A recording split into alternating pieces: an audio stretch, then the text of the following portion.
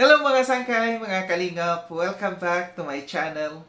For today's video, gawa na naman tayo ng reaction. Ito'y patungkol doon kay Vincent Calyada na naman. Na-content na natin ito nung nakarang araw, pero ito na naman. No? Nang aasar lang lalo yata ito. Pero bago ang lahat, no, may galab shoutout muna kay Kuya Val, kay Ate na, kay Kalingap Rob, kay Tita Mina Jaramillo, ang tita kong Vayots, kay Manetere ng San Diego, California, at sa inyong lahat na patuloy na sumusuporta at nagmamahal kay Sangkay, mega love shoutout. So dako na tayo dito sa ating pag-uusapan. Kaya sabi ko na content ko itong nakaraan, no, kasi napansin ko na ito si Vincent Calyada ay kinokontent si Kuya Robin, no. And alam naman natin na si Kuya Robin ay na-scout ni Alvin. Hindi ito si Vincent ang naka-scout sa kanya. Pero patuloy na pinupuntahan at kino-content at binavlog niya si Kuya Robin. Anong meron? No. Nakita ko, sunod-sunod na araw na naman, no. One day ago, sabi niya, sanhi na labis na pag-inom ni Kuya Robin. 2 days ago, sabi niya, bakit nga binavlog ko si Kuya Robin? Bakit nga ba? Ito yung tanong, bakit mo nga ba binavlog si Kuya Robin? Unang-una, hindi ka yung scouter dyan, no? Hindi ikaw naka-scout. Pangalawa, may rules, no? Na bawal i-vlog yung hindi ikaw, no? Yung naka-scout. Bakit mo kino-content at binavlog si Kuya Robin? Ito yung tanong ko dito sa Kalingap, no?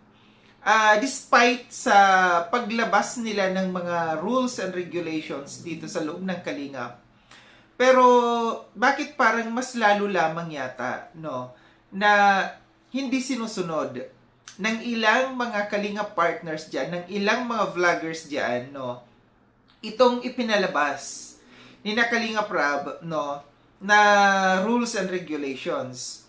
Magfa-first quarter na ng 2026. No? Pero parang walang nangyayari. Kasi natatandaan ko yung sabi ni Kalingap Rob, no, na magiging mahigpit sila, no, sa pagpa-implement ng rules and regulations dito sa loob ng Kalingap ngayong 2026. Pero bakit parang first quarter na ng taon wala pa rin, no? At mas lalong nagiging pasaway yung ilan dito. Ito lang yung masasabi ko, no. Kaming mga presidente, ginagawa namin yung trabaho namin, no, yung pagsita. Lalo na ako na watchers, no. Si Berador nung nakarang araw parang gumive up, no. Dahil nga sa kanyang ginagawa na pagsita sa mga lumalabag, no. Pero parang walang nangyayari, no. Siya pa rin ang nagiging masama. Siya pang naging masama, no. Dito din sa pag-content ko na sa mga nagpapansin ko na mga sumusuway sa rules and regulations ng Kalingap, no. Parang useless lang, no. Parang baliwala lang kasi parang walang napapatawan ng parusa. Parang walang nangyayari dito sa pina-implement ng Kalingap ng rules and regulations. Ito'y hindi nakakahiya, no. Ito'y hindi nakakahiya sa amin na mga presidente, sa amin na mga reactors na pumupuna sa mga sumusuway. Kundi ito'y nakakahiya sa mga founders ng Kalingap. Kasi ipinapakita lamang nitong mga taong ito na hindi sumusunod sa pina-implement na rules ng Kalingap na sila'y parang binabaliwala lamang, no? Hindi nire-respeto yung ginagawa na rules and regulations dito ng mga founders, no. Tandaan po ninyo, no, hindi kami ng mga presidente ang gumawa ng rules, na bagong rules, no, ngayon, kundi si Kalingap Rob. Ito'y pagpapatunay lamang na hindi ninyo nire-respeto si Kalingap Rob, yung founders ng Kalingap, no. Nagbibingi-bingihan kayo, no. Binabaliwala ninyo. Hindi nyo nire-respeto yung panawagan ng founders dito. Kagaya dito ni Vincent Calyada, no. Alam natin, no, na hindi siya yung scouter dito. sa kay Kuya Robin at bakit kailangan niya i-vlog ng i-vlog. Ang ano dito, no, bakit hindi mag-scout ng sa kanya? No? Bakit hindi mag-charity, no? Nang para sa kanya? Bakit kailangan sulutin ng sulutin? Yung alam niya naman na hindi niya pinaghirapan, 'di ba? Anong tawag diyan? Katamaran, no? Katamaran at panunulot sa taong hindi mo naman pagmamay-ari. Magagalit at magagalit. Alam ko at magagalit dito si Vincent sa akin. Ginagawa ko lamang ang trabaho ko. Yung minsan, no, yung minsan na pagsita sa iyo, dapat maging aware ka na doon. Naalala ko nung isang araw sa live ni Kuya Val, nasabi ni Kuya Val, sa mga reactors, kung merong pupunain, kung merong sisitahin, isang beses lang sitahin.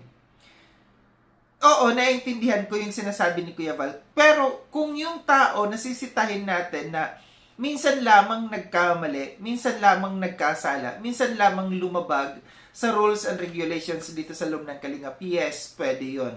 No? Pwedeng isang beses lang i-content. Pero sa mga kagaya nito ng mga garapalan na ginagawa, kagaya dito ni Vincent Calyada, minsan na natin na content nung isang araw.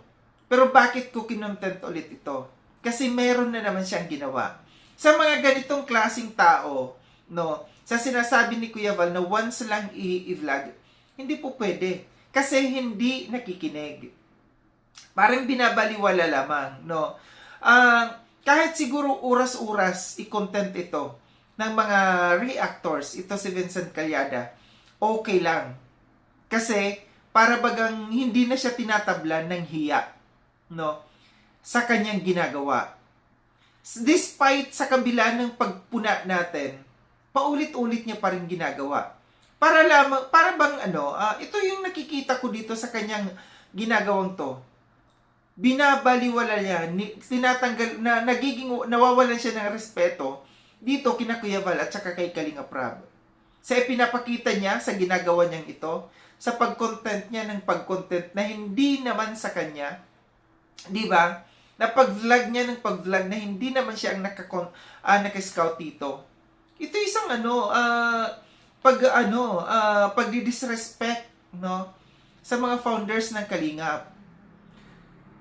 Ito lang ulitin ko sa mga charity vloggers, Kalingap partners diyan, no. Kung minsan na call out na kayo, siguro naman magkapag-isip-isip na kayo, no? Kung bakit kayo nako-content ng mga reactors.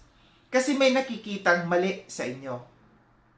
Kagaya dito kay Vincent, hindi ko ito uulitin sa pag-content sa kanya kung wala akong nakitang mali. Kasi para bang nangaasar na siya dito, no? Na-content na siya pero ginawa niya pa rin. Pangaasar at kawalan ng respeto sa mga founders to. Uli, panawagan ko dito kina Kuya Val at saka kay Kalinga Prab, no? May rules pa ba ang Kalingap na dapat sundin? Kasi kung wala ng rules, no? Kung ito'y bukang bibig lamang, no? Na sinasabi na mayroong rules dito sa Kalingap, it's useless. Dahil maraming mga taong lumalabag, like Dr. Love, Adjajan Lantaran, na binavlog si Viancy, no, kino-content si Viancy. So parang useless din, no, yung rules and regulations na ipina-implement dito sa Kalingap. Kaya ang tanong ko, meron pa ba? Kasi kung wala, no, kung ito'y baliwala, no, na sinasabi nila na merong rules and regulations dito sa loob ng Kalingap, tigilan na natin to.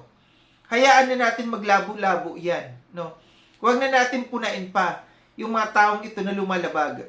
Kasi wala rin lang, kayo useless din lang naman, no? Sayang lang yung laway natin dito sa pagko-content sa kanila, sa pagpupuna sa kanila, kung wala din lang naman, no, napupuntahan. Kasi namimihasa, no? Namimihasa. Kaya nga ang tanong ko dito, may rules pa ba sa Kalingap? Dahil kung wala na, tigilan na natin itong pagpuna natin na ito? Kasi sayang lang, no? Sayang lang yung oras, sayang lang yung laway natin na ganun din naman ang ginagawa nila. Hindi nakikinig. Muli maraming salamat mga sangkay na sa panonood. Sa mga hindi pa nakapag-subscribe kay Sangkay Lone, subscribe niyo na po ako. Click yung notification bell para updated kayo sa lahat ng mga videos na aking gagawin. Like and share itong video na itong mga sangkay. Kita-kits tayo ulit sa susunod na video na aking gagawin. Ingat kayo sa dako ng mundo man kinaroroon. Paalam na mga sangkay, mga kalingap, paalam.